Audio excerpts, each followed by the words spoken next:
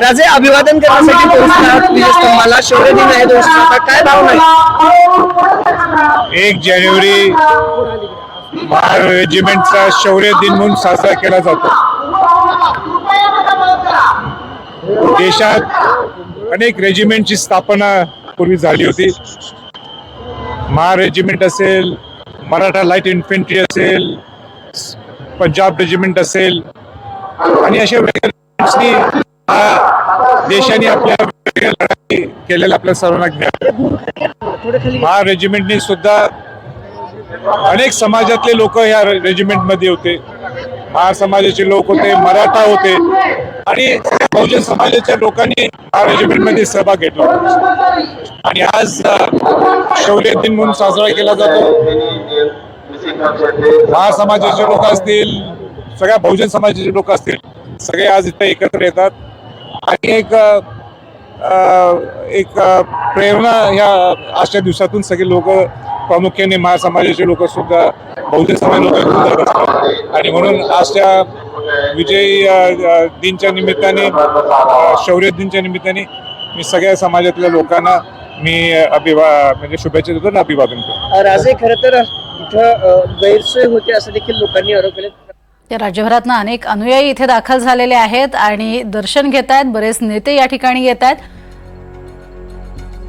छत्रपती राजे संभाजी इथे दाखल झालेले होते, त्यांनीही दर्शन घेतलेलं आहे. त्याचबरोबरीनं आनंदराज आंबेडकर हे देखील इथे आलेले होते, त्यांनीही दर्शन घेतलेलं आहे. आणि खासदार रामदास आठवले हे देखील या ठिकाणी पोहोचलेले होते दर्शनासाठी. 1 जानेवारी हा दिवस शौर्य दिन म्हणून साजरा होतो. राज्यभरातनं मोठ्या संख्येनं अनुयायी इथे दाखल होतात आणि या विजयस्तंभाला अभिवादन करतात, नमन करतात आणि एक नवीन ऊर्जा घेऊन पुन्हा एकदा आपल्या कामाला लागतात.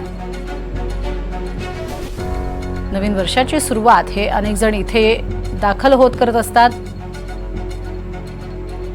छत्रपती संभाजीराजे यांनी सुद्धा इथे येत दर्शन घेतलेलं आहे. सध्या 5000 पोलिसांचा इथे बंदोबस्त आहे.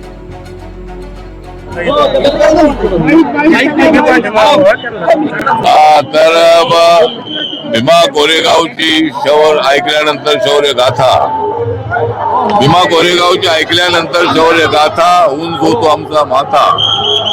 डॉक्टर बाबासाहेब आंबेडकर आहे आमचा दाता, डॉक्टर बाबासाहेब आंबेडकर आहे आमचा दाता. आणि जो बाबासाहेबांना विरोध करेल त्याला घालू आम्ही लाथा. आणि मी जाता जाता कोरेगाव स्तंभाला सलाम करतो जाता जाता. आजचा दिवस आमच्यासाठी अत्यंत शौर्याचा दिवस आहे. 2 ते 17 वर्षापूर्वी, 7 वर्षापूर्वी या ठिकाणी एक जबरदस्त अशा पद्धतीचा महार समाजाचा शौर्य होतं आणि पेशव्यांना पळवून लावण्याचा प्रयत्न केलेला होता. आणि बाबासाहेब आंबेडकर या ठिकाणी माथा टेकण्यासाठी येत होते आणि लाखोच्या संख्येने प्रत्येक वर्षी आंबेडकरी जनता या ठिकाणी येते आणि भीमा कोरेगावच्या स्तंभाला सलाम करते. या ठिकाणी भीमा कोरेगावच्या स्तंभाचं जे स्मारक आहे त्याचं जे व्यापक अशा पद्धतीने स्मारक उभं राहणं आवश्यक आहे.